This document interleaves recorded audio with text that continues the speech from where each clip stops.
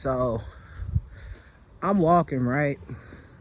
And this around 2012, and I'm trying to go cut a yard, knocking on doors, hey, you need your yard cut 15, 20, sometimes even 10 just to get it out the way. And I end up knocking on the door, and this cool old white guy answered, and he was like, yeah, how much? So I say 15. He said, okay, if you do it, I'll give you 25. I said, okay, cool. So I cut his yard and everything, and he gives me the money, and his wife invites me inside, and I end up meeting his grandson, and we end up kicking it. So they invite me back, and I'm chilling at the house one day, and he ends up telling me, hey, you know that my granddad ended up meeting a serial killer. And I'm like, a serial killer? And he's like, yeah. So his granddad comes out, and it's almost getting dark. We on a patio on their back, porch. They got a nice house or whatever. So we sitting down, we eating some barbecue or whatever, and he ends up telling us, so this what happened. So a long time ago, when he was younger, he was working at this oil rig, and this is in Chicago. So,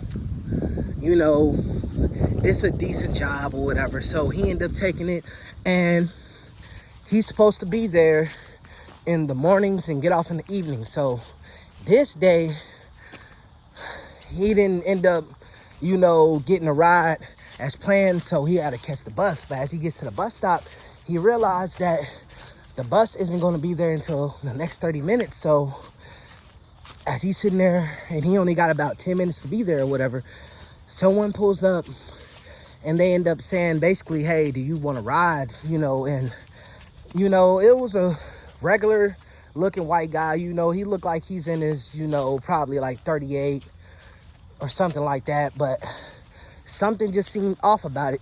But he said, hey, if he gets, called in one more time, then basically he's going to lose his job. So he ended up getting in the car. Now, what's weird is the guy immediately locked the doors as soon as he got in.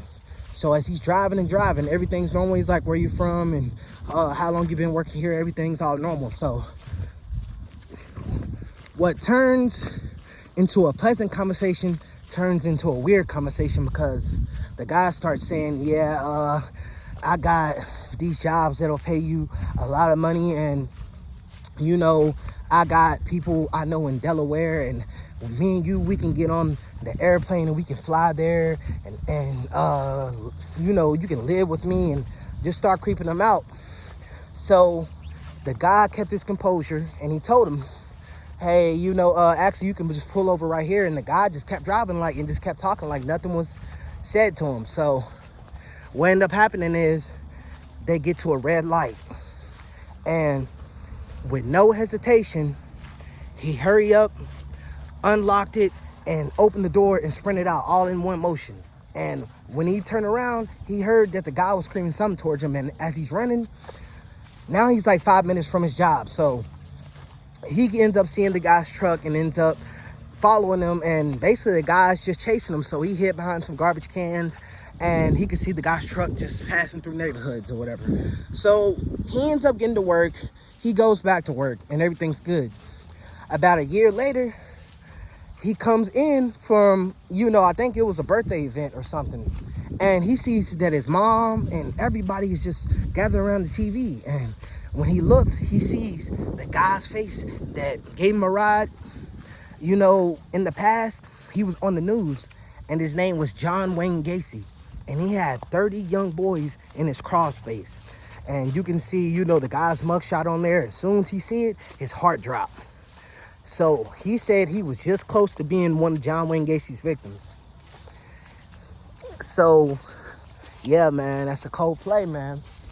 And, I still don't know where that guy is. It's been some years, but I remember he was a cool guy, and he told me that. And I hope they doing good. But, yeah, man, if y'all like this story, man, like, comment, subscribe. Peace.